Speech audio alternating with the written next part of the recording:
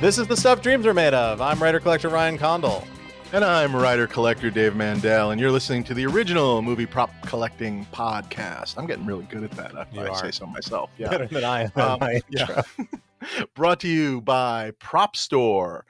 Their big auction is coming up November 14th, 15th, 16th, and 17th. 4 days. One of the days is music, but the other 3 days are all props. I believe it's the 14th, 16th, and 17th are the props. So the 15th is music, but still, their big entertainment memorabilia live auction in London, England, your neck of the woods. So check that out at propstore.com.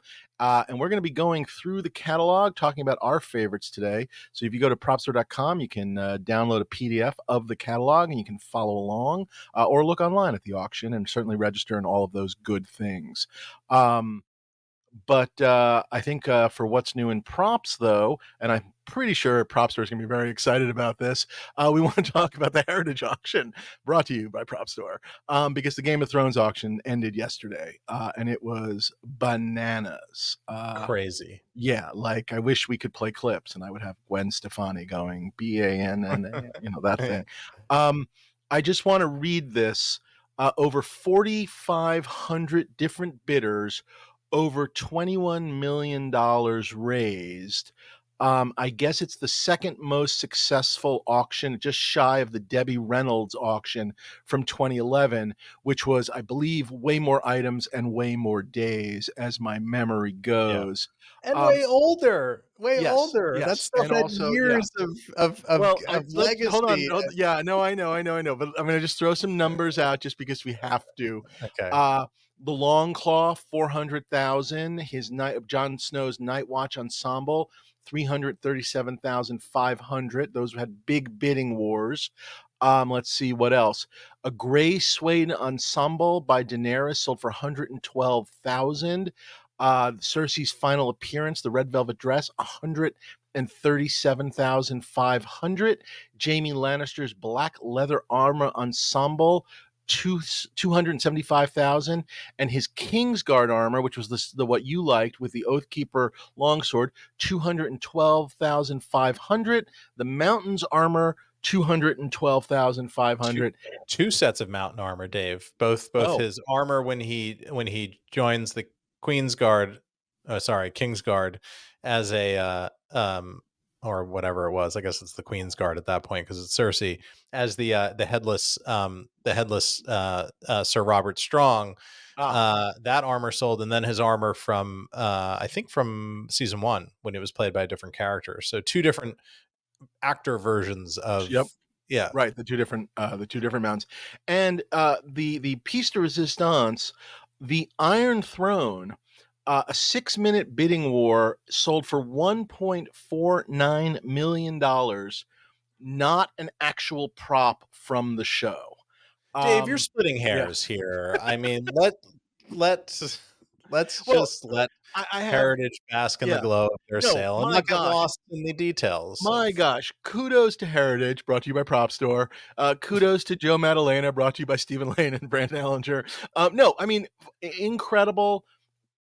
I don't think I think we thought it was going to do well. I mean, but I never imagined these levels. No. I just didn't. Yeah, I thought it was going to do well. I thought everything was going to sell. I think you said the same thing.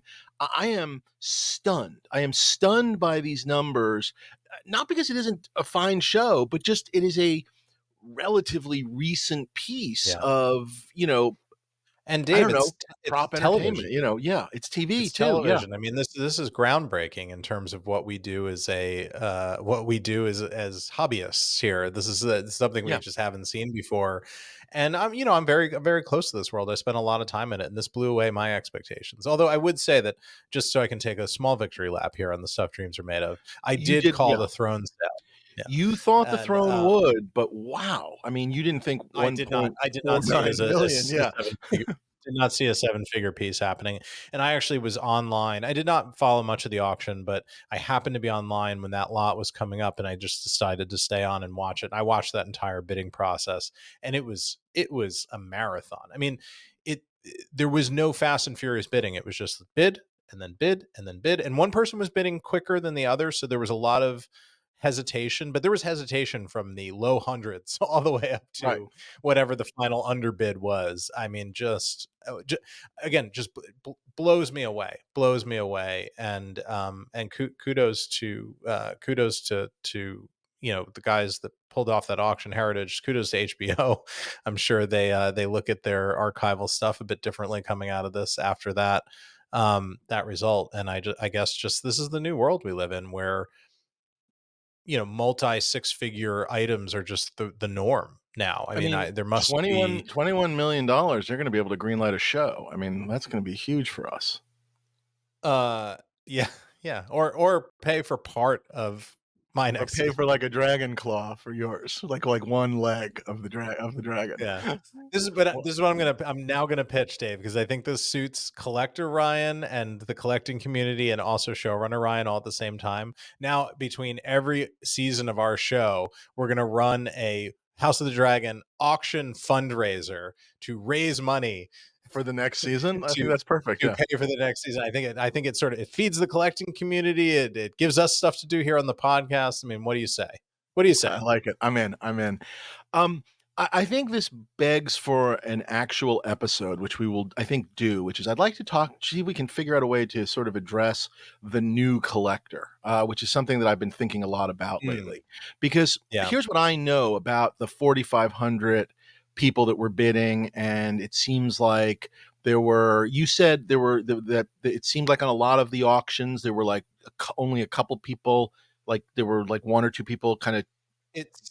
It seemed that way online, and then from the talking, the UK guys, we all chat. We have a private chat channel, all the inner circle of UK collectors, which they welcomed me into, even though I have the wrong accent and spelling for things. But they were saying that it seemed to be particularly the big pieces. It seemed to be two kind of whales, as we would call them, going at each other over the pieces, and draw your own conclusions.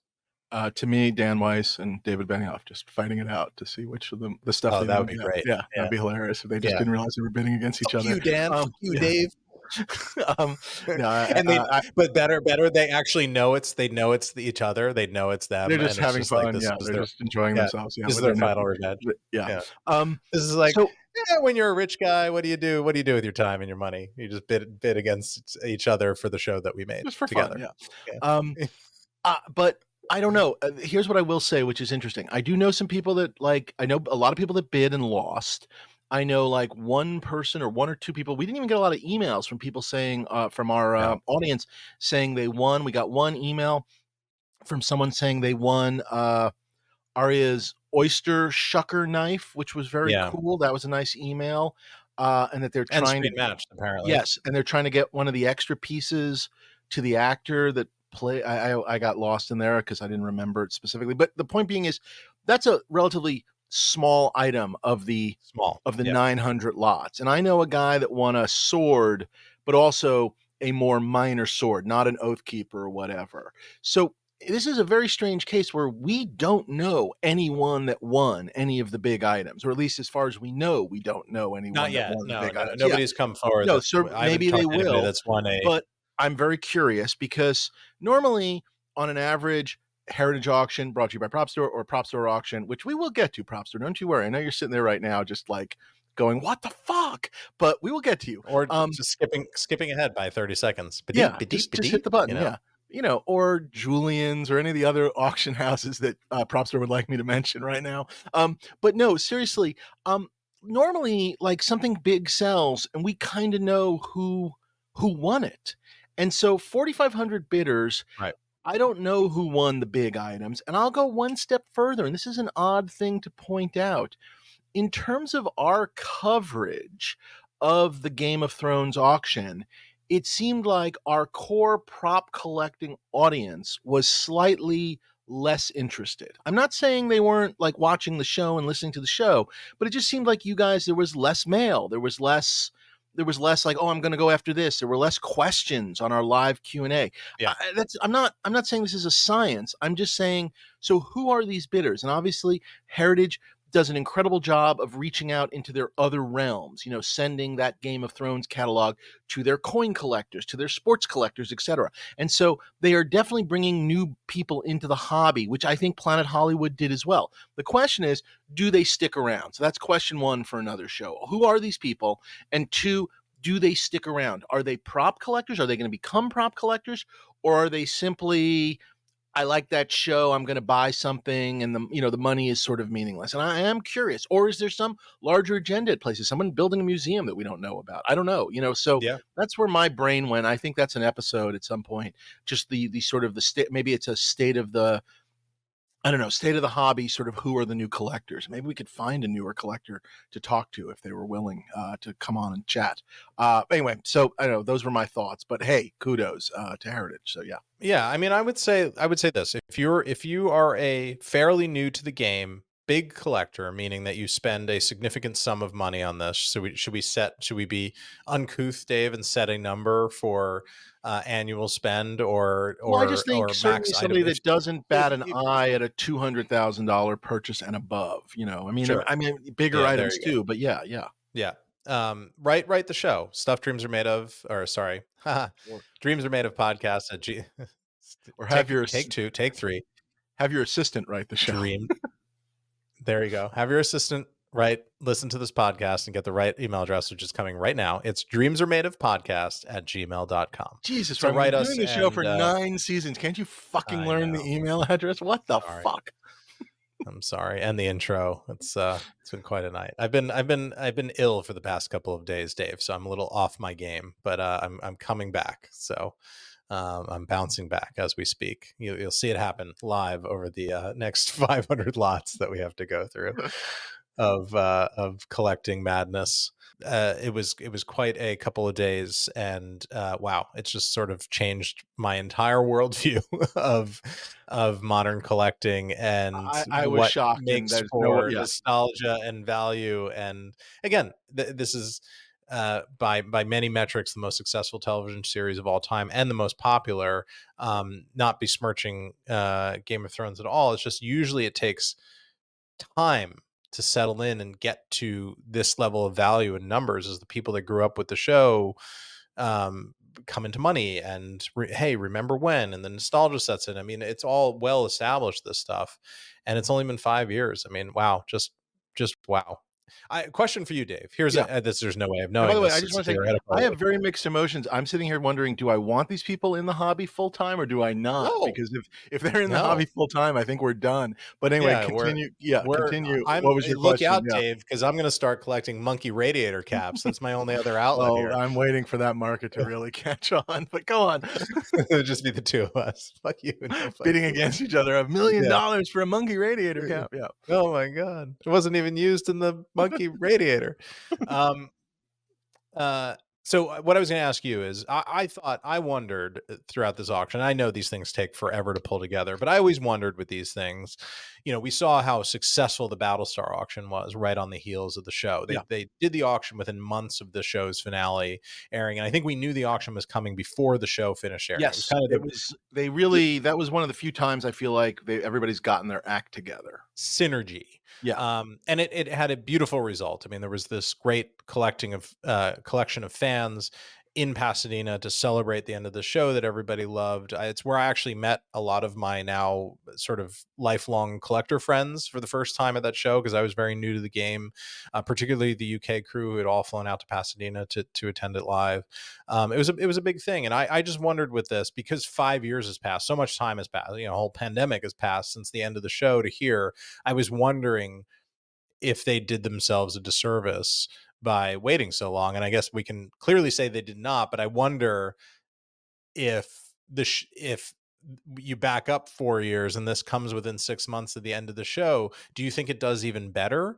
Do you think more people rush to the gates? I can't even imagine better. I mean, Yeah, I mean, it's this hard to exceeded. imagine. I mean, this was wildly huge. I don't know. I just don't know. And then the other question on the flip side is, are we going to see over the next 3 years just a churn of people, trying to move the stuff or profit off of it, thinking that they can sell and make even more money, and whether they do or don't will be an interesting lesson to watch. But is there some speculation involved? Because that's always possible as well, that people are just thinking, oh, this is a hot thing and let's jump on this bandwagon. So again, all to be figured out. But now, having done that extended ad for Propstore, I do think we should now discuss their actual auction. This is, again, November 14th, 15th, 16th, and 17th, Propstore auction, propstore.com. Basically 4 days. Day 2 is music, and they have an incredible collection of Oasis guitars and things, which has worked out quite well once they tricked, I'm pretty sure Stephen Lane, I'm pretty sure tricked the two brothers. I think he sent an email to one of the brothers pretending to be the other brother and got them to reunite. So kudos, good on you, Stephen. But that's day 2. Dave, I've heard that it was actually the two bidders at Heritage were actually Noel and Liam Gallagher, and just now fighting it out over the throne. They're now no longer speaking because they were bidding against each other in the Game of Thrones auction. So the concerts are off, unfortunately. They sold, but that makes Oasis more collectible, because that means stuff is rarer, so that's the price. And rarer and rarer. They sold tickets here in Los Angeles for a concert that is scheduled for I don't even know, September 2025. And, I think it's sold out, but it's just the very easy joke is just is there any chance that they are still playing together by then? Might as well be the year 3000. Exactly. It's just we'll see if that happens. But anyway, so that's day 2, but day 1, 3, and 4 are the part of the Propstore auction, and we're going to be talking about our highlights from day 1 today, and then we'll follow it up with a live show, of which the date of that live show is Sunday, November 10th. And we'll be following up with that with some special guests as well. But we're going to be talking about day 1, which is November 14th. Again, go to propstore.com. You can download a PDF. I think they listened to us, and you can download a PDF this time of the entire thing, which you couldn't do last time with descriptions. So I think they actually did listen to us, which is great. Day 1 is very, very large. But some interesting finds that I was excited about. Lights, camera, auction. Propstore's London November auction is back. Ryan? If you're a fan of Star Wars, James Bond, or any one of the 630 titles, it's very late, and I have illness onset dyslexia, clearly. Covered in this auction, you're going to want a front row seat for Propstore's November London Entertainment Memorabilia live auction. Pre-bidding is live now, but from November 14th to the 17th, over 1,800 rare and iconic items from all of your favorite films, television shows, and music artists will go under the hammer over 4 days of jam-packed, amazing content. From holy grail pieces like the screen-matched move-along Sand Trooper helmet from Star Wars A New Hope to Maximus's unforgettable arena helmet from Gladiator, there's something for every TV and movie fan out there. For the first time ever, Propstore will also unveil an exclusive selection of never-before-seen content, including models, original artwork, and more straight from the archives of legendary stop-motion animator Ray Harryhausen. Classic film fans can also find iconic items like Clint Eastwood's duster jacket from The Good, the Bad, and the Ugly, and original costumes from Cleopatra, worn by Elizabeth Taylor and Richard Burton from the Costumi D'Arte. Very good, Dave. Music lovers won't want to miss day 2, which is November 15th, featuring over 400 lots from some of the biggest names in music history. Michael Jackson's handwritten Beat It lyrics, an unreleased tape of Jimi Hendrix songs, and the largest collection of Oasis memorabilia ever assembled are just a few of the remarkable items on offer. And the best part, you don't need to break the bank. The best part? Better than this ad? Go on. You got it, Dave. The best part, you don't need to break the bank to add to your collection, with bidding beginning from as little as $100. This is your chance to own a piece of entertainment history, from screen match props, original costumes, and one-of-a-kind music memorabilia. I'm pretty sure we've said that before. Head over to propstore.com to browse the full catalog. Register and start bidding today. That's propstore.com. And don't forget to check out Stuff Dreams Are Made of social channels to check out some of the exclusive interviews from when Ryan visited Propstore's London office to get an up-close and personal look at some of the year's biggest and best auction lots. That's propstore.com. propstore.com. Come. I wrote that new song for them. That's their new jingle I wrote. Mr. D'Agostino, please move closer to me. Propstore.com. I'm just going to start with lot 9, unless you have something before lot 9, Ryan. I don't know. Go for it, Dave. Lot You 9 for me. You beat me to a punch. Were you lot 9 as well, or? No, I decided to hold it to one Aliens lot. So okay. there I'm was another excited. one that I wanted to talk about. All right.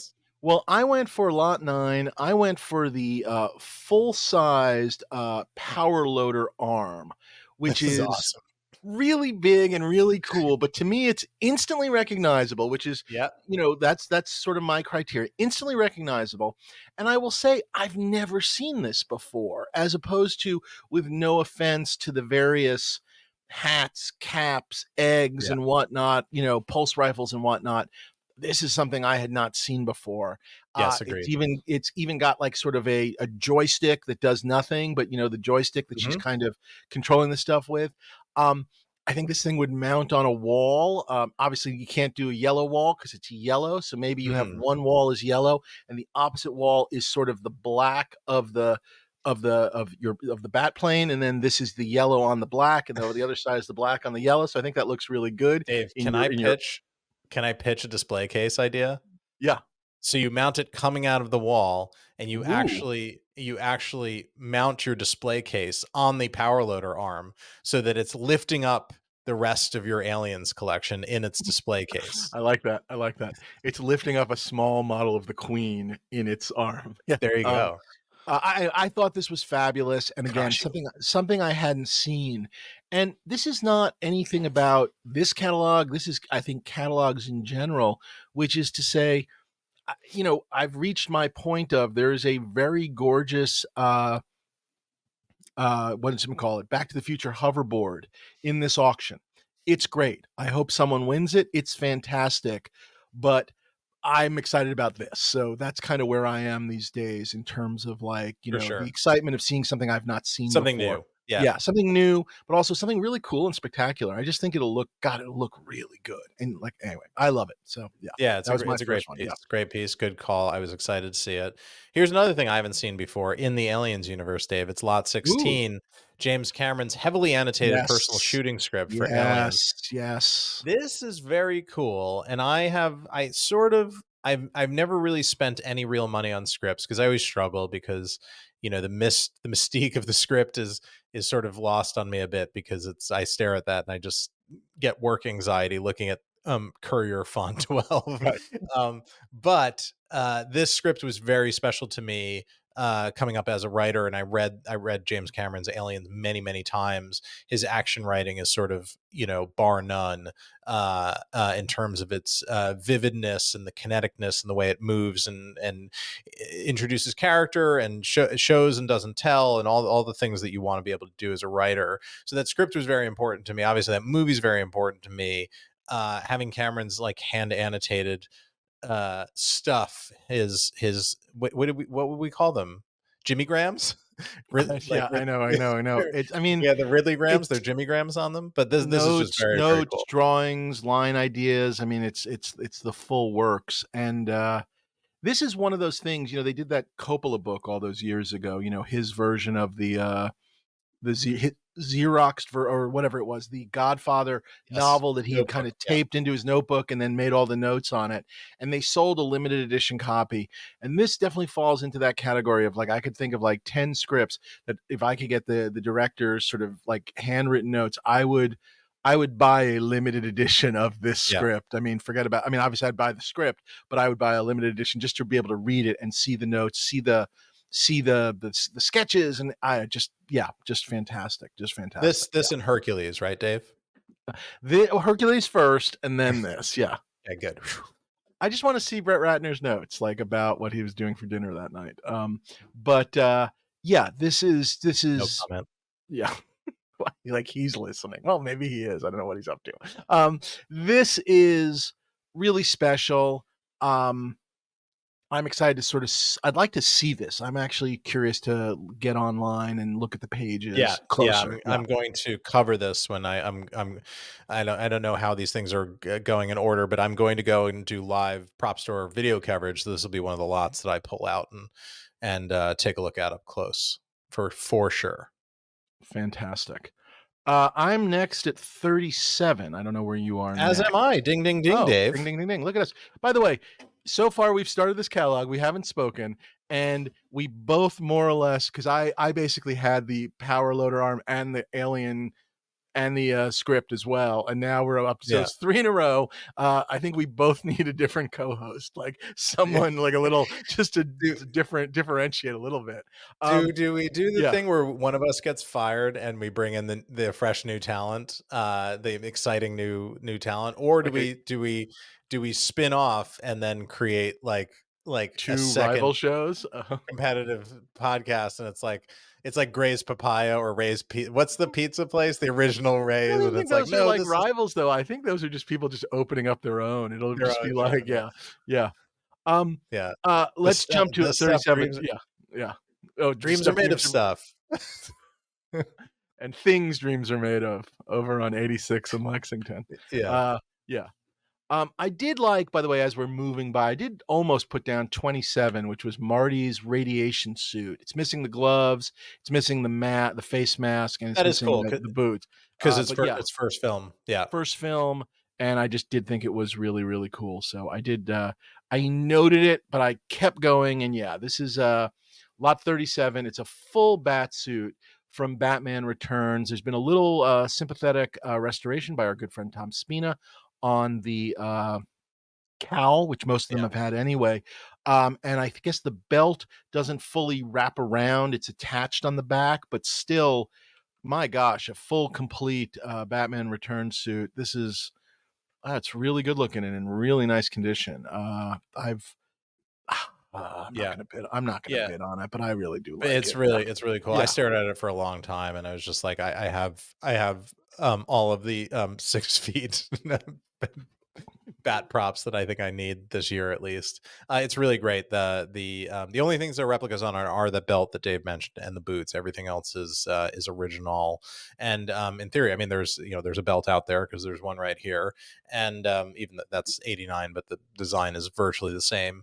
And Yeah, there the are suit boots out the there. suit You could complete it in you theory. could definitely complete it. I was gonna say the suit changed a bit, the cowl changed a little bit, the insignia changed a little bit, but the Yeah. belt and the boots are relatively similar, I believe, from the 2 suits. The Um, the boots in the second one, I think, are different. are they not the Yeah, 'cause Nike whatever those were the things? ones that are the Nikes, but I think they were just regular Nikes that there was, like, a cowl that sat over it to make it easier to put on. I'm pulling this from the Yep, cobwebs of memory, but I think they changed the boot design a little in the second one. I actually think the original movie boots are more interesting, but you just don't see you don't right. see the boots. They don't make a hero, thing of them. But if you remember, probably 4 years ago, there was that really beautiful set of hero bat boots from 89 Batman that sold that I did stare at for a long time, but then I didn't bid on them because I decided if I did bid on them, then I would be on Then this you would be on your journey to the my costume. Yeah. assembling the costume problem, which I did not need at the time. Nor do I need now. I think So, Michael Keaton, if rumor is true, or maybe he said it on a talk show, kept a pair of the boots. I don't know oh, that's why cool. that's in my head rattling around somewhere. So Yeah. Yeah. I don't know what, why, or where, Hit but him that's up. what I He seem to probably remember. needs the money. His career is Yeah, really taking a yeah, downturn exactly. recently. I think he had he only had like, I don't know, probably like 5 points in Beetlejuice. So yeah, he's probably struggling on his giant ranch in Wyoming or wherever he is. Yeah. Um, Do they there call those residuals, Dave? yeah. Lot 43, by the way, is a full suit from Batman and Robin, the Clooney. And it's a fine suit. It's not a movie for me, but I was gonna say it bothers me so much that the Clooney is flesh colored. It drives me crazy. Sorry, I Yes. just it's my least favorite thing in the Don't world. look directly Yeah, into it for too long. yeah. My next, Dave, is 62. I'm 52, so I'm going to go before you. I apologize. 52, and I feel like I've seen this before, but I don't care, and I do Very like fun. it. This is the painting of Dirk Diggler from Boogie Nights, painted by the character was Jessie St. Vincent, played by Melora Walters. She's the one that ends up married to Don Cheadle in the movie, but Yeah. early on, when she sort of has a fling with Dirk, and she paints this, and this hangs in Dirk's house, and I love that movie. That is a tough movie to find something from. And I think this would be a This grand is item glorious. to sort Yeah. of have on your wall, an original Jessie St. Vincent of Dirk Diggler, and it would represent all that is wonderful about Boogie Nights. So Does the this jumped out at bulge me. match, Dave? Is the bulge a direct screen match, or is there another part I of the believe you painting? have to like zoom in, but yeah, it looks pretty okay. And Yeah. also the giant snake on the ground, which is It's so it's perfect.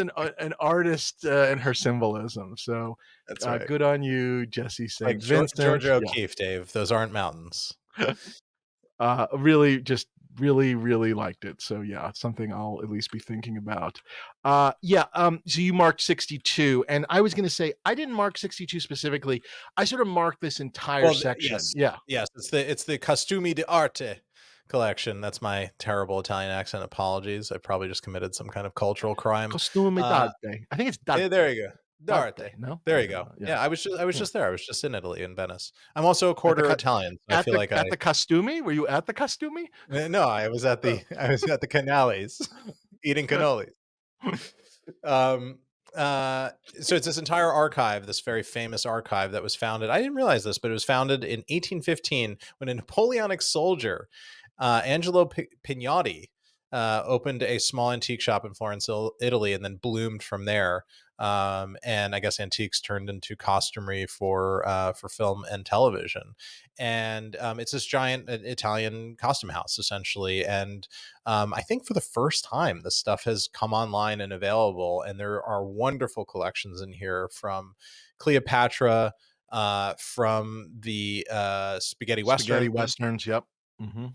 the Dollars trilogy, the Clint's trilogy, as well as my favorite, which is Once Upon a Time in the West, which is Sergio Leone, just not Clint, and just an incredible Ridley run. Scott's, Of first movie, The Duelist, there's a couple of costumes from that, I believe, that are Yeah, yeah, from this archive, if you will. Uh, and it's gorgeous. I mean, we're talking I mean, I don't know what to call it, the golden age of costumes, you know? I mean, yes, this doesn't get a lot better than Richard Burton and Elizabeth Taylor, yeah, Rex Harrison, 1963. yeah, Yeah, I mean, this is just truly wild. The Elizabeth Taylor costumes are absolutely beautiful, you know, Cleopatra, the most beautiful woman in the world, Elizabeth Taylor. I like the various, Mark Antony pieces, the various sort of, I never pronounce this right, the Curious, cuirasses, yeah, is that curai in yeah. plural? No, I don't know. Curai, Oh, cuirasses, yeah. Kirasi. Oh, cuirassy. Anyway, and including one of his Senate costumes too, Lot 70, which is Yeah, just a beautiful kind of classic toga. Um, I have not watched this movie in 4 million years, but it's the this movie might that be gave birth to real estate in Century City, Dave. that's what you want. But yeah, just incredible to see. Incredible that it's here, and enough of it, and enough of an archive that I wonder. You know, in times past, sometimes, you know, when they've had some 70s stuff in these auctions, wardrobe stuff, we've always been a little surprised that maybe these things have gone maybe a little less than we were thinking they would.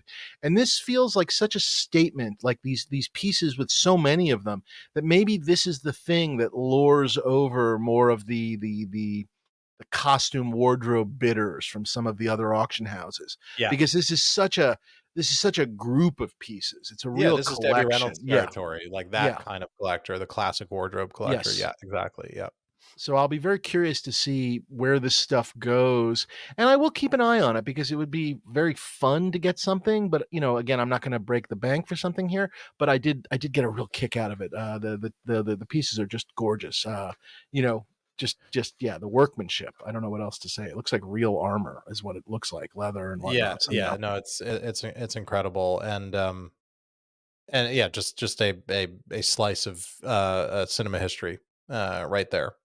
And we'll call out pieces, I think, as we go, because they sort of broke them up alphabetically by title throughout the catalog. They introduced the collection there in the C's for Cleopatra, but as we get to the others, we will call them out. There are others on my list. I'm sure there are with Dave as well. Yeah, actually, my next thing was jumping actually all the way to 113 to the good, the bad, and the ugly pieces. But I don't know if you have anything before that. I've got a couple, Dave. I'm going to guess just 106, right? It's got quick to be call one of outs. yours. 106? Nope. Oh, that was nope. the 106 is the no 107 because we called that out the last time, so I called out 107. Okay, so you switched. I called out 77. Ooh, my favorite 77? ride from classic Disneyland, Disney World, Space Mountain. It's a Space Mountain vehicle. I think this is insane. I've seen a couple of these things, not Space Mountain in particular, but the sort of attraction collection stuff around. I remember one particular backyard that both of us have wandered through at times that had them in it in Los Angeles. Again, different rides, different attractions, but this was my favorite ride as a kid, and I just think it's bananas that this thing is here, and it's the front of the ride too. It's the front row seat. Right, the main rocket ship. I think that's so cool. I love Space Mountain as well. I have a vivid memory that I actually wrote a like 5th grade essay about going on Space Mountain the first time.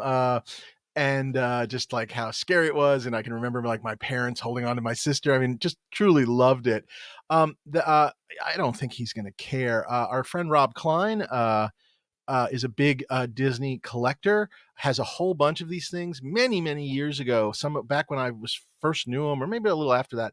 I actually helped him acquire a bunch of these in sort of, I don't even know, it was some sort of triangular trade deal, whatever, where I was helping him buy these things and he was helping me find some other stuff.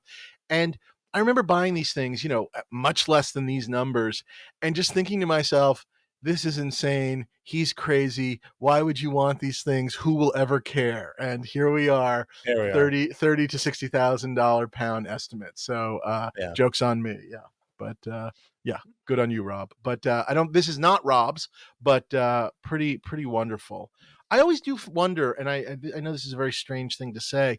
Like, I always wonder when they're figuring it out, like when the UK and the LA sides of Propstore are trying to figure things out, what's in the next auction and whatnot. And obviously you may have a seller going, I just want to sell this as quick as I can.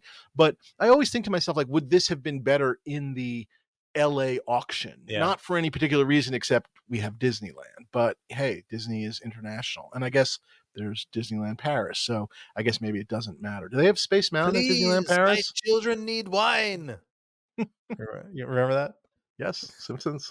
Yeah. Do they have Space Mountain at Disneyland Paris? Is Space Mountain international? I have no idea. Have you been? That's a very good question. I've never been.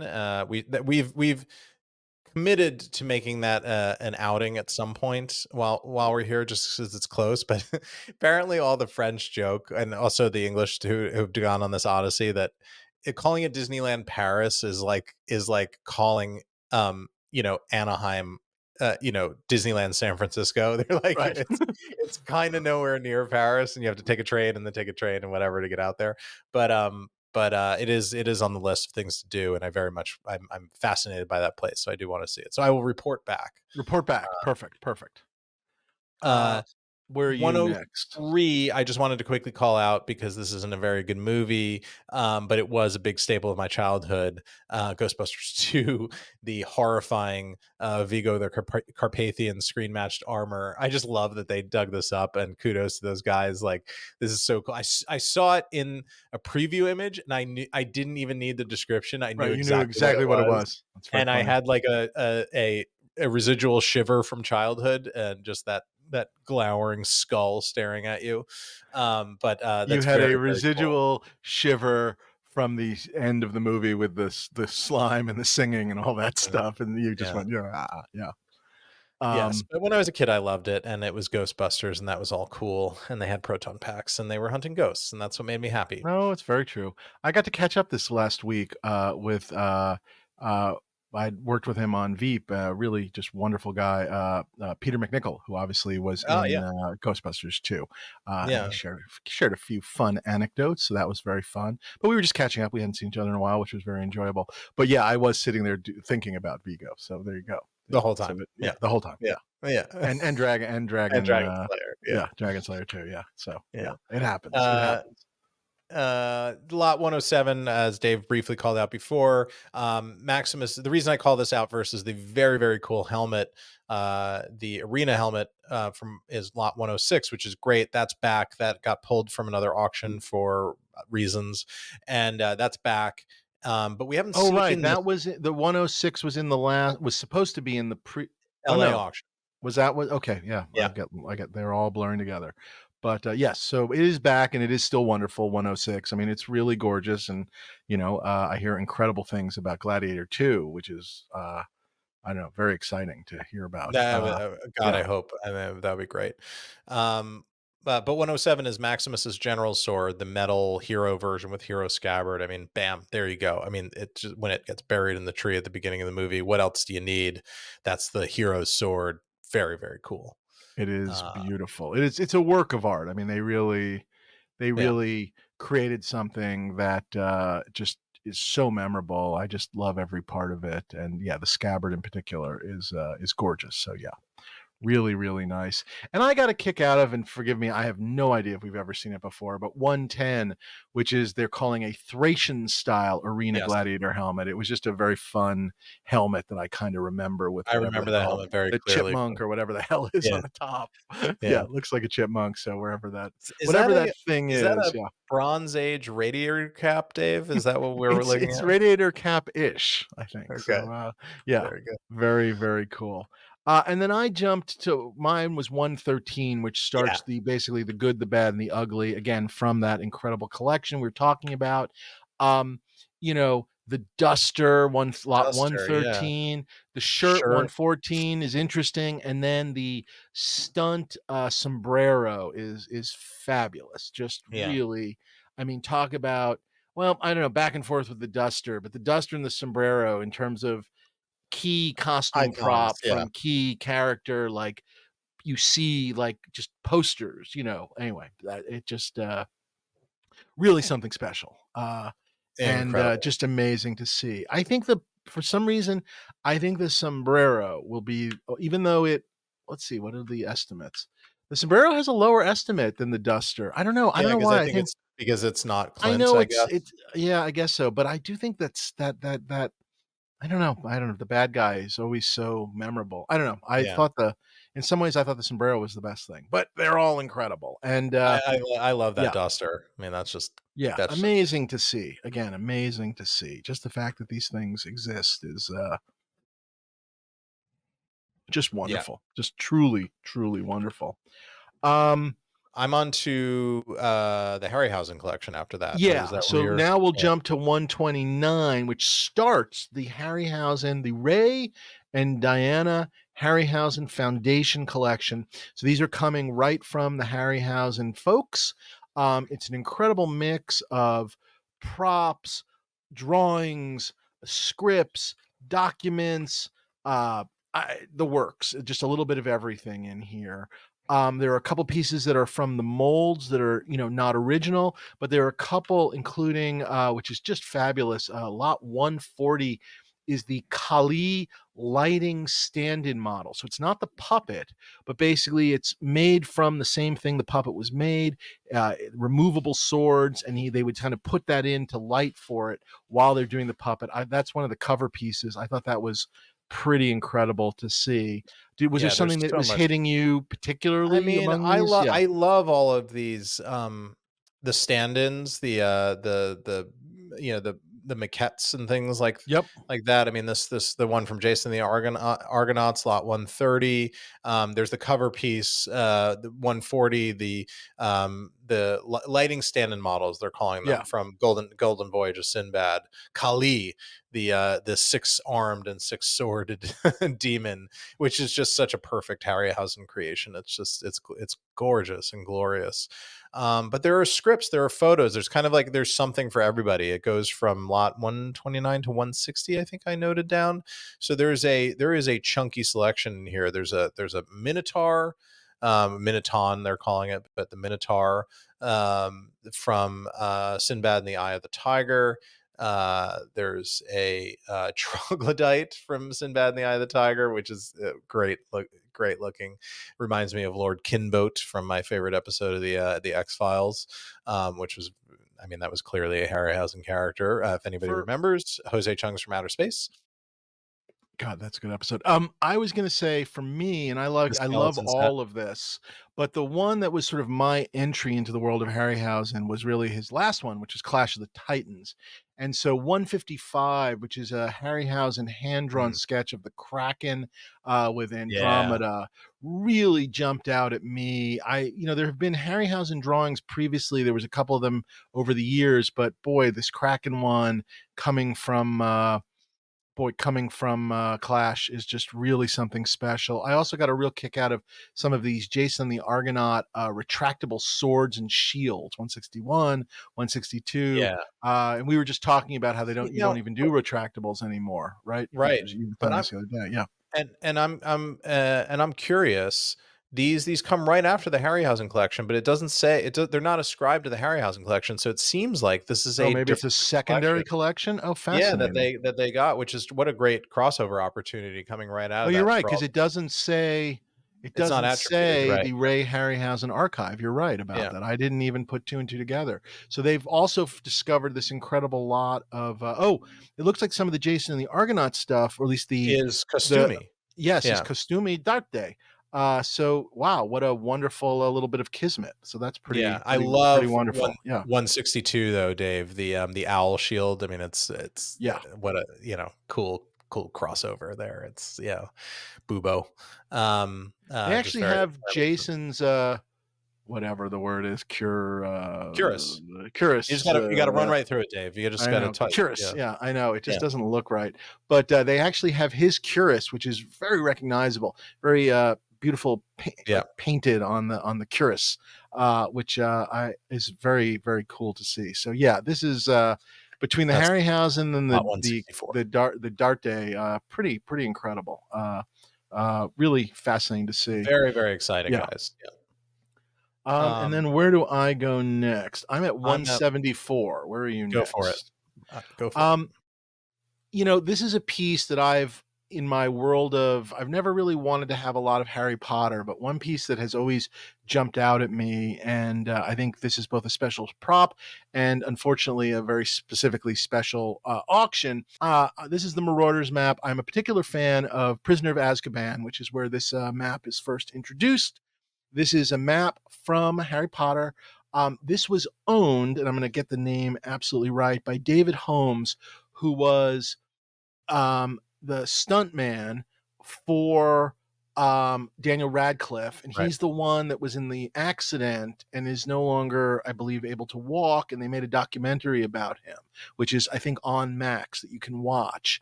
And I guess this was his, and he is selling it to help with all of his stuff. So a wonderful cause within this auction, but also it's a Marauders map, and I just think it's a really, really fabulous prop. So I was really excited to see it, although not excited, obviously, about why it's in there. But it's a fabulous piece. And actually, at the Harry Potter experience out here over the summer, they did they mix up the kind of interactivity of it every once in a while just to keep it new and fresh for people that come all the time. But they did this thing where you had to chase scabbers through the exhibit, and they gave you a Marauders map, and you would have to hold it under this.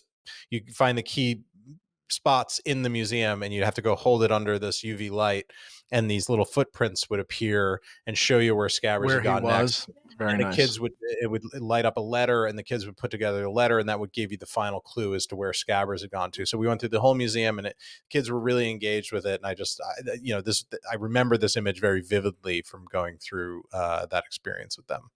Where was scabbers hiding? In the owlery. Ah. Which seemed like a poor choice for a rat, I will just say. Maybe at that point he had changed, maybe back into Peter what's his name? Pettigrew, right? That's Peter Pettigrew. Yeah. Maybe? I don't know. Maybe. I don't know. But Marauders map, really amazing Harry Potter prop. It is possible there has been one that I just don't remember, but this is the first one I remember seeing, and I think it's gorgeous. I don't remember seeing one. I think that's very happy cool. to stand corrected, but really just a special prop and a great, in those movies where often like he's given something and it completely saves the day. I like the fact that the map kind of resonated through a couple of movies and was useful in multiple Yeah. movies and didn't necessarily save the day, but was a useful tool. I'm being very drawing my own weird little conclusions about the Marauders map. So yeah. But and I guess we'll soon have new Marauders maps, right? The new That's the new right. HBO Harry Potter. So perhaps the time to grab this or sell They this will or be both. Yeah. they will be neighbors of ours at Leavesden, Dave. Very exciting. Ah, very nice. Yeah. Mine, and I'm gonna possibly guess this is one you have as well, but maybe not. 199. Yeah. There can be only one. There can be only one, except the two of us picked it. So yeah. Yeah. What a great game. We've seen Kurgan armor incomplete previously with Yes. replica helmets and replica pieces. And a collector has put this together apparently over the years. And it is glorious. Just glorious. Yeah. Yeah, it's incredible. All it's missing is the sword. Those are out there. They're out there and you can get it. Yeah. But this is fantastic. I mean, I think this is the thing to have from that movie personally. I just the details, the shoulders, that helmet alone. I mean, we talked a little bit about like, I if you sold me the helmet alone, I'd be pretty happy. Yeah. But the armor's fabulous. And I also wanted to call out Lot 200, which follows it, which is the sketch for the armor by James Atchison, who was the costume designer. And it's really wonderful and really captures the malevolence of the Kurgan, as does this armor in general, but the drawing really has something special on it. So I thought that was really cool. So good writer's word, Dave. Malevolence. Oh, thank you. Appreciate it. It's a very good one. Good work. And my next one is 203. What do you have next? I was going to skip by that and go on to 205. No. 203, meet and greet with co-creator and showrunner Ryan Condal, an autograph script and poster from House of the Dragon, in support or in aid of NSPCC, which is the UK's leading children's charity. Good on you, man. That's lovely. Yes, it was for a very good cause, and they asked very nicely, and I was always happy to help out. And they said, sort of, what can you offer? I consulted with HBO. We found something they were happy with. I will say that these two posters are very cool because these are not really made available to the public. These are the proper sort of posters that you would see in a bus shelter. Right. These are like the promo posters, but not for sale posters. Yes. Yeah. And they're on really thick stock. So they display really well. The print quality is really high. I used a really nice marker on them to deface them with my name. And we've included the script from, which seems to be everybody's favorite episode of season 2, the Red Dragon and the Gold, which is episode 204, The Battle Rook's Rest. So you can see my scrawlings within that script. I signed the cover, but that's the shooting script. That's exactly what we went to set with and filmed for that episode. So if you're interested in how the process works, you can kind of see how the way that an episode evolves and changes over time, and from the day you set out to shoot it and what it becomes at the end, and the way maybe it's cut differently, so the things happen in a different order, all the fun things that happen in post. But nice mementos, and it goes to a great cause. I just would say, please, somebody bid. Dave, can you please bid so that this doesn't go unsold? I would like a meet and greet with you. I would very much like a meet and greet with you. Finally, I would like some FaceTime. Where will the meet and greet be? I assume it'll be in the London area, so that doesn't really help me. But it will either be a local thing if there's a local bidder. Otherwise, we will do a Zoom for something for somebody that works out. But yes, it'll be FaceTime with me, so you can either ask me questions or just yell at me in person, whether you're Dave or just a total stranger. I'm happy to take it. What if I want to yell at you about the original Game of Thrones show? Is that cool? If I just please a little angry about something from like season 6 of that show, and I just want to open it. Yeah. Scream at you about Ed Sheeran or something like that. Is that cool? Yeah, or the Max app. How it yeah. Why isn't my HBO Go working, sir? Yes. It doesn't exist anymore. But that's not an answer. Why doesn't it work? It's on my iPhone. Why doesn't it work? Yes. But please, please bid and make me feel good about my attempted contribution to society. Again, as Dave said, NSPCC is a wonderful charity that Prop Store has done lots of work with, and I think is a great cause. And hopefully, this one does well. And I'm looking forward to meeting whatever lunatic is willing to spend money to get posters and scripts and to have a coffee with me or whatever it ends up being. I'm going to say something, and this is certainly not anti-charity, it's very pro-charity, but something you may want to consider is, what is it worth to you to bid on it yourself, to not have to do a Zoom or a meet and greet with some other person that you don't know? Okay. Yeah. So that, having done these, as speaking as someone a little older, a little bit, been around the block once or twice in the business, I'm just saying, every time I do one of these and I hear what the end number was, I always think to myself, well, I should have just bid that and not have to do this, not have to do this lunch or whatever it is. So just something to think about as you're going along. Just something to think about. Very good. Yeah. Very good. Money still goes to charity. They do. Yeah. You're not pulling out. You're in fact, you're bidding one Pushing higher. Yeah. You're bidding one higher than somebody else, and you don't have to actually interact. Yeah. So just, again, little advice. And yeah, 205, I'm assuming you have next, right? Yeah. God, great. And the source it's all perfect. Yeah. It's Beloche, his staff, Belloc's staff, Paul Freeman's staff from the end of Raiders. And more importantly, from producer Howard Kazanjian, which is the gold medal of prop archives, I guess, at this point. Every now and then he lets a little something out, and this I had no idea he had this. Not that I know what he has, but this was not one I had ever heard about. So yeah. And this is incredible. And though it does not say screen matched, I imagine that's just because there's no wood grain or anything particular to match. I imagine this was the only one. It's only in that one scene. Oh, I thought it indicates that there were two, but am I reading the description? Oh, it says two staffs are created, basically sculpted them in clay before casting final versions. This fiberglass staff originates directly from Howard's collection. Okay, but it would not bother me. It would not bother me. Not in the least. Yeah. This is one of those Raiders pieces I've always wondered about, by the way. I've always wondered, like, whatever happened to it. Whatever happened to that, I mean, this is a big one. Just because we've been around for a while and had not seen it, and it's gorgeous. I guess it has a little damage at the bottom, which does not bother me in the least. I guess there was some kind of good. Yeah, actually, again, I agree. It speaks to the usage, perhaps. Just really gorgeous. Is there any melted wax on it? That would be very cool. That'd be insane.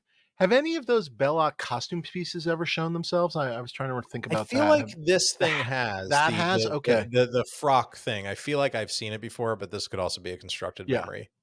Because the hat and that would be pretty incredible. I'm sure the hat has a name of some sort, but really magical Raiders piece. And again, something we've never seen. So really blown away. And again, Howard Kazanjian, who, by the way, we need to have on this show, maybe just talk about his book and stuff and his career.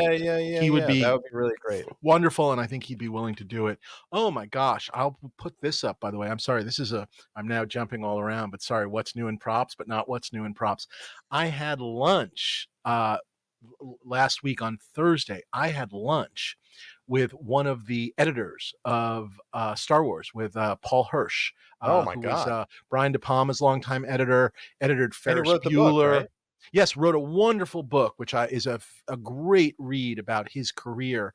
But the Planes, Trains, and Automobiles, Ferris Bueller, we didn't get to the 90s. You know what I mean? Like, we were having lunch and we were just in Star Wars land.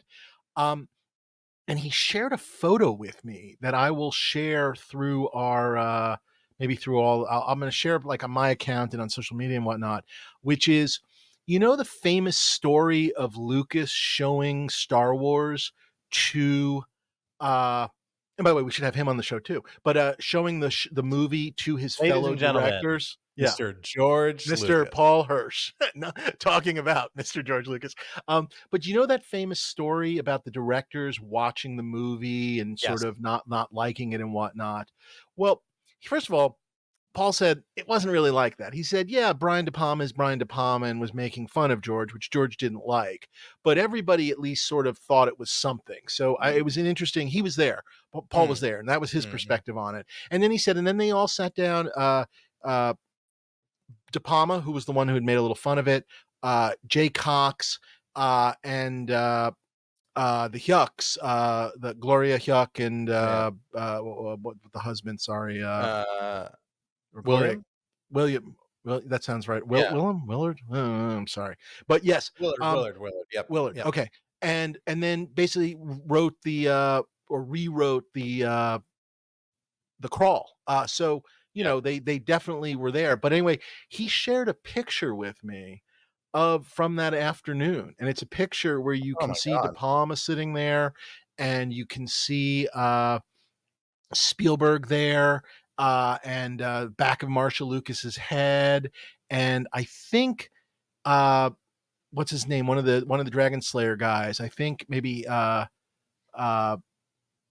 can't remember, it was Barwood or anyway, it's this incredible picture that he shared with me too, but I'll try and share that with our audience, or maybe we'll put it right here in the YouTube. It's pretty damn cool, and just a fascinating guy. Sorry, yeah. How much did you have to pay at the charity auction to get the sit down with him? You clearly outbid him. He was not happy. It only went for it was luckily through our fine and good friend, friend of the show. Not really, but Brian Burke, because he actually was. I think he was the editor on JJ's first Mission Impossible movie, I believe. Oh, cool. So that's the connection, as Mission memory 3. serves. Yeah, is that Mission 3? Yeah, that sounds right. Yeah. Anyway, really wonderful and a really cool sort of Star Wars moment, and lots of really cool Star Wars stories. Anyway, sorry, to be continued with this auction now.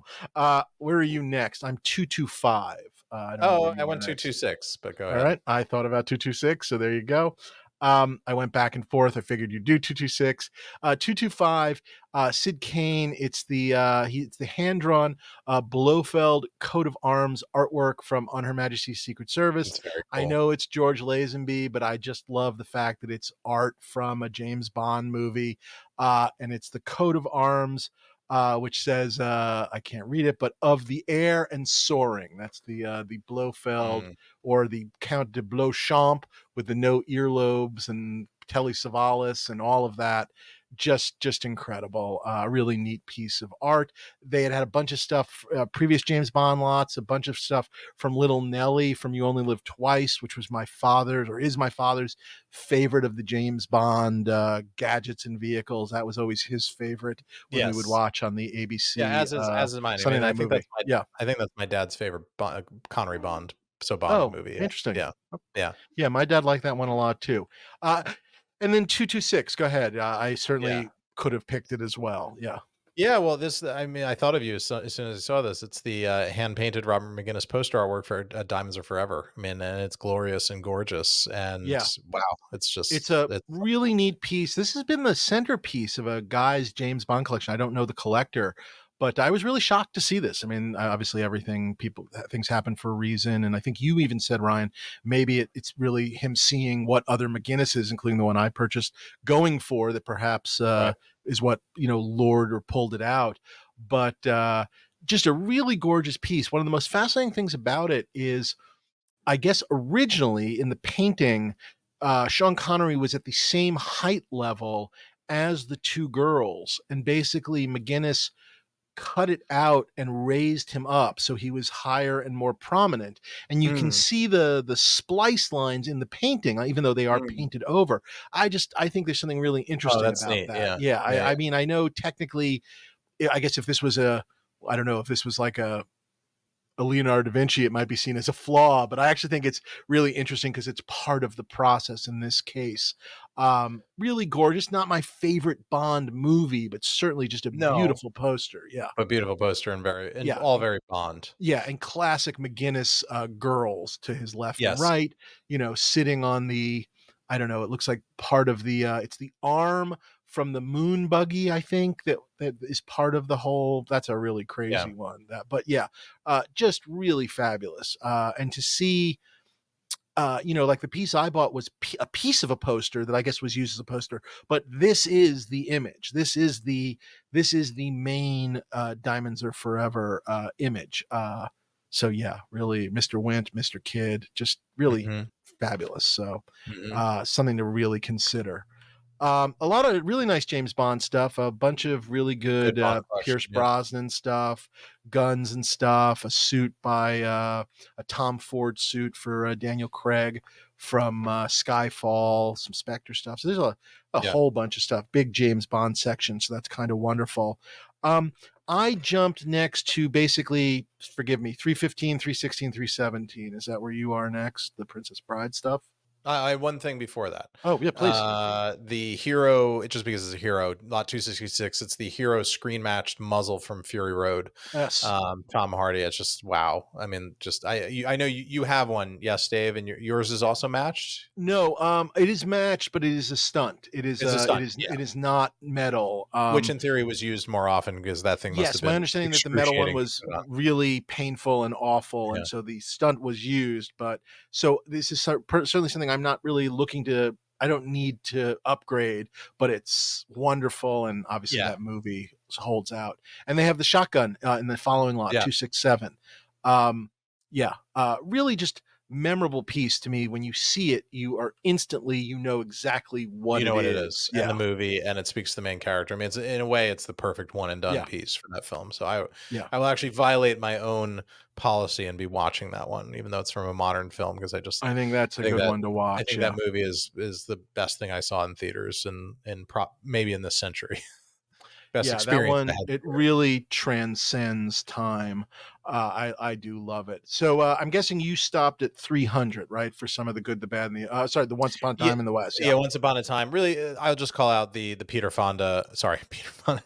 One generation. Yes, the Henry Fonda screen match suit. And it's a match, and wow, and that movie, and his character. It's just great. There's those wonderful stories about sort of the shock, really, of Henry Fonda playing a bad guy, and what it did to the American psyche in some ways. That just cinema goers we're not just we're not. I don't understand. Young Mr. Lincoln just shot somebody. Tom Joad from The Grapes of Wrath just killed someone. It really. He did say wherever there's I'll be there. With killing you. Screen match, and just a really great label in there as well, with just Fonda written on it, which I really did dig. There's a 1, 2, 3, four more lots from Once Upon a Time in the West. Really just nice. Jason Robards, a couple of the other characters, Claudia Cardinale, really just fabulous. So just again that D'Arte stuff, really a find, and I think the Western stuff in particular, maybe more so with the sort of prop collecting audience we know. I think the Western stuff probably does maybe better than the Liz and Dick stuff, probably, just because it's the West and that kind of fun stuff. Muscular. Yes, it smells like gunpowder and sweat. So I stopped. And beef jerky. Wow, that's a bonus. I stopped at 315, 316, and 317. It's a little beautiful little Princess Bride section. 315, something I've never seen. It's the Dread Pirate Roberts mask. Carrie Elways, who we used on Seinfeld in an episode. It was very fun. And the mask, it's wonderful. I'm not sure I ever realized how much character it had in terms of it being leather and whatnot. I don't know what I thought it was. And I really like the display that they've made for it. It manages to, despite it being just a mask, it really does. It works for me. It really captures. It's well done. I think I'm looking at it, and I have a sneaking suspicion that's from the master, Chris Barton. I feel like that's a Chris display. I'm not questioning that, and certainly Chris, write in and tell us, or email or something. So that's incredible. And then obviously I'm an art fan, prop fan. 316, which is Count Rugen's book of the basically his torture book for the machine in the instruction manual. the pit of despair. Yeah. Yeah. Instruction manual with screen matched pages from that you get to see a little bit when he's there. Yep. Just Chris Guest kills me in that movie.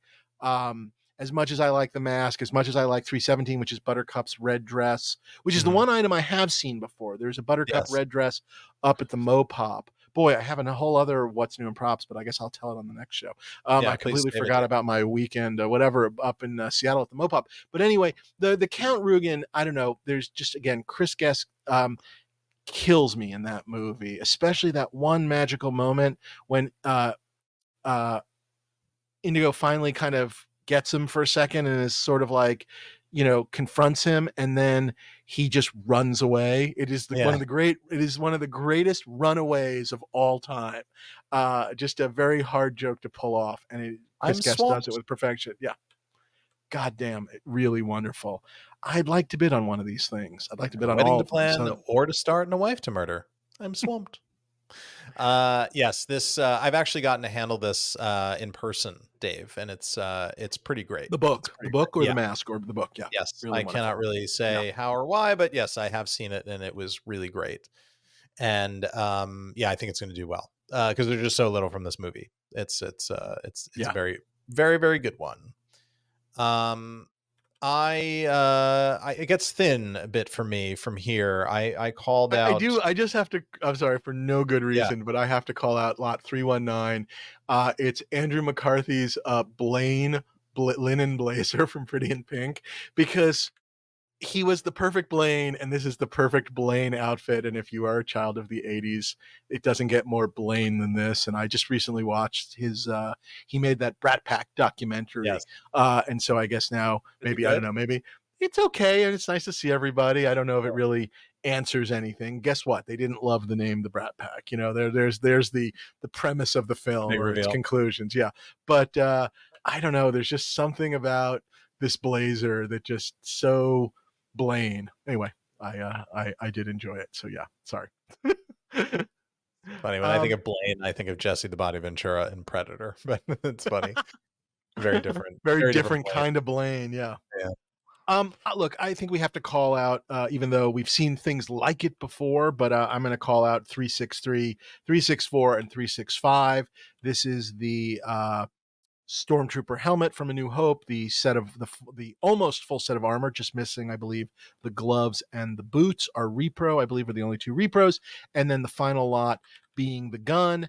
And I'm calling this out. I mean, it's spectacular. This matches up to the it's from the Move Along, basically, right? It's the these are not the droids we're looking for. The Move Along, the Move Along helmet. It screen matches.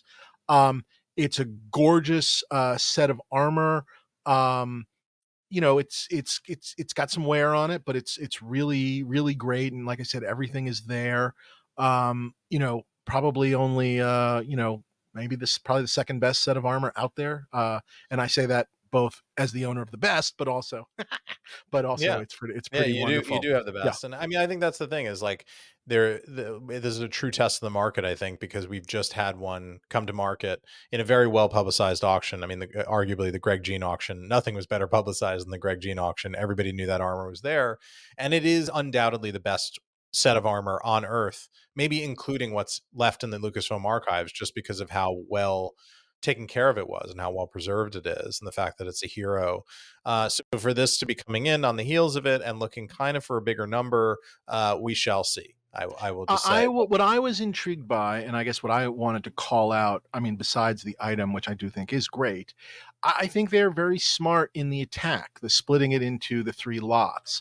And here's why. I think the helmet unto itself as a screen matched helmet, which will in theory be a smaller number than if you put it all together, has the capacity to go for much, in a weird way, almost a bigger number. Like the helmet alone will attract a lot of buyers, people who don't necessarily want the whole thing. And if this gets a big enough number, then the armor either becomes something to somebody or becomes something to somebody who already has a helmet. And I guess I see the possibilities for how this gets sort of over where the Greg Jean armor sold for. And I do think there were a lot of people that look back on that and felt like they missed out, like that went cheaper than it should have, and they should have gone. So I'm intrigued by that. And then obviously the gun is the third lot, and we just saw your gun sell for, obviously it was a Jedi gun, but we've seen these guns sell for a bunch. So I'm intrigued. I guess I'm very intrigued, and I think it was really smart to split it up the way they split it up. And I'm curious to see where it all goes. So that's my sort of take on it. I thought it was really smart for them. There was one Star Wars piece. It's not a giant Star Wars section this time around, which, by the way, is fine with me. No. I was intrigued, and I want to do a little more research. And obviously, we always talk about that, which is lot 375, the Yoda, whatever Gimmer stick, his cane. And what I was intrigued by on this one was the hole on the bottom, which they show you in the catalog, used for the puppeteering. Because I feel like I've seen a lot of these without that hole, and obviously anybody can drill a hole. But I thought it was obviously a very nice detail. And I'm curious if there is any kind of, I doubt there's a screen match, but I am curious to sort of do a little more research on this. But the puppeteering hole. Yeah. That was the name of Jesus's carpentry memoir, Dave. Anybody Can Drill a Hole by Jesus of Nazareth. I don't know if you knew that. I did not know that. Hebrew school, not Sunday school. So yeah. Yes. Anyway, I'm a little intrigued, so I'm going to be paying attention and doing some research. So I guess that's my research piece for this auction. Yeah, that is a cool one. Yeah, I mean, kudos to Propstore, who seem to every auction be able to pull out these incredible show-stopping Star Wars pieces. And granted, that's the full Stormtrooper is one of them, but you have to imagine with the way these things are getting kind of sucked into these quote-unquote black hole collections with such regularity now, it's got to be getting harder and harder to pull out classic trilogy stuff that we haven't seen, that isn't a recycle, that hasn't been around the block before in every auction now that they're doing them 3 times a year. So I imagine it's a bit of a challenge, but this armor, I would say, was something I didn't think was going anywhere till it went somewhere. So again, that's always, is always going to happen. Yeah, I mean, the numbers have gotten such that people are saying people who were once saying I'll be buried with it are now saying please, I'll be buried in a solid gold coffin because I'm selling it today. Yeah, that's what they're please saying. exhume the piece because it's going to auction. I have 2 last items, and they're both hats. How about you? I have one last item, and it's a gun. Ooh, tell me where. $3.99. I just love this. It's Terminator's Hero Colt 1911 pistol from T2 Judgment Day. This is the one that he steals from the biker. I need you to close your boots in your bike, and the guy that finally says, take it, and throws the keys at Arnold at the end. And that's the piece that he uses alongside the shotgun, really up until they go and see Enrique in the desert. Right, the armory, exactly. Yeah. And Uncle Bob, until he upgrades all of his weaponry. So this is used quite a bit. It surprises me that they don't call this screen match, because I feel like there was a screen match one out there, or so many of these the firearms were matched because of the scratches and things like that. But it's it's the provenance is rock solid because there's paperwork and a serial number and all that. So it was used. But I do stare at it. I don't think I need it. But it is something of note from that movie. It would go pretty cool with your jacket. No, is that what you're thinking? Yeah, I mean, I have the shotgun. I think that's the thing. Is like, do you really need? Do you need both? Yeah, I get it. And the shotgun is definitely the preferable piece, I think, to have. So I think I'm probably good, but certainly with that number, I will stare at it and monitor on the day. A couple after that, lot 403. This is from The Thing. McReady's hat. Boy, oh boy, this was wonderful to see. It's funny, from our show talking about the book about 82 with Chris, we're seeing some really wonderful things from The Thing show up over these last couple of years, and they're getting some really wonderful numbers, this, and I think this is going to be one of them. Well. This is Kurt Russell's hat.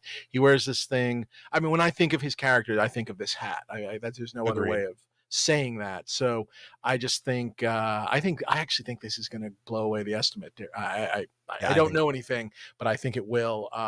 Really special piece. I guess he gifted it to someone on the crew who's just had it for years and is now selling it. It's just fantastic. A true character piece. So really Really, really dug it. And then my final lot is 418, which is Sark's helmet from Tron, another Ghost of 82. I think we've seen a full Sark costume previously, which I'm not interested in, but I could be very interested in just This the was helmet. new to me. I did not recall I don't ever know if it seeing was this an one. auction, but maybe someone has bounced around Very privately. cool There design. is certainly a full costume, but yeah, love the design. Love David Warner in this. Again, bad guy. I think I'm starting to feel like those bad guy pieces are just so memorable. And I just love the look. And to me, you put this on a head like they have it, and it's instantly Tron. Yeah. Yeah, really, for sure. really, really fabulous. And that was the end of that was the end of day one for me. Anything else for you, or any thoughts, conclusions, or anything? No, that was my last piece was the Terminator piece. I mean, it's another strong collection from Propstore. I think they've felt the strain certainly of having to put on 3 auctions every year, and the catalogs are still being put out at high quality. I mean, nobody in the business does it better. The photography, the research, the screen matching, it's all kudos to them and the amount of work that they put in. And these are events, they are more often now, but I just think it's more fun. These are the things that sort of, we set the calendar to our podcast around, the kind of predictable auction calendar for Propstore's auctions and our seasons. And I'm excited every time I get one. And I find myself sort of paging through and trying to take that first quick blush, like, does anything like grab me by the eyeballs and say, start shaking my head? And I don't know that there's anything like that in this auction for me personally, but there is definitely stuff that I will be watching and tracking and bidding on, likely. But I don't know if there's anything that's killing me, bringing the house down around me. It's funny. I definitely, just alone the D'Arte stuff, I just makes this a really fun auction just to see that stuff. And this is definitely a time where I am jealous that I can't go see the stuff, that this stuff is in London and not just here in the valley, that I can't just drive over and see it. And I'm not talking about making videos for YouTube. I would love to see some of this stuff. So very jealous that you get to go see it all. That's just it's really fun to see. I don't think I'm a bidder on any of it, but it's really fun to see, and I'm just excited by where some of it goes, some of that Western stuff especially. For me, there's a couple of things I really do like. I'm not sure there's a front runner, which makes it hard because obviously, it starts to be like, well, there's 10 pieces that each one could go for $50,000 that I'm interested in. And obviously none of that is possible. So I'm definitely going to go through it again and kind of dig through. And obviously there's more to come from days 3 and 4 as well, which we'll talk about on the live episode, which will be on Sunday, November 10th. Another good one, another backbreaker, another exhausting one on our journey to 2025 to just get out of 2024 without spending more money. Yeah. Write us, tell us what you're bidding on. Look forward to the live show. Speaking to you all guys about that, we'll do our fun categories then. And until that time, write us, subscribe, like us, comment on us. Go to our YouTube channel, subscribe there too. Subscribe everywhere, subscribe everything. Yeah. At Props Podcast on all social media, YouTube, and of course, dreamsaremadeofpodcast@gmail.com for any letters and emails and any kind of things that you want to just questions you want to throw at Dave in particular. I would send to that email address. Questions you want to ask me for free, as opposed to ones that you'd like to pay to see Ryan in person and ask him. So that's correct. There's your difference. Yeah. We'll see everyone soon. Bye-bye.